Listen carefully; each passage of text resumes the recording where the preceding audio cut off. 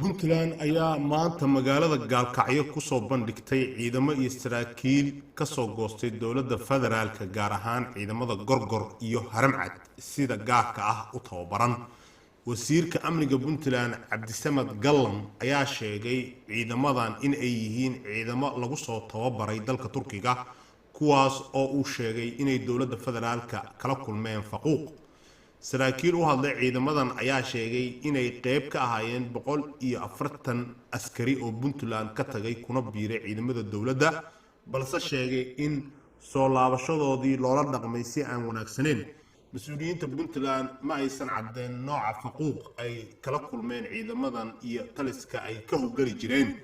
somalilan ayaa sidan oo kale dhawaan sheegtay in ciidamo ka tirsan haramcad iyo gorgor oo kasoo jeega deegaanadooda ay kasoo goosteen muqdisho kana degeen magaalada hargeysa. goosashada ciidamada dowladda federaalka waxaa loo arkaa inay qayb ka tahay khilaafka siyaasadeed ee ka jira soomaaliya, iyadoo xusid mudan tahay in golaha midowda musharaxiinta ay ugu baaqeen ciidamada in aysan u dagaalamin dowlad waqtigeeda dhammaaday.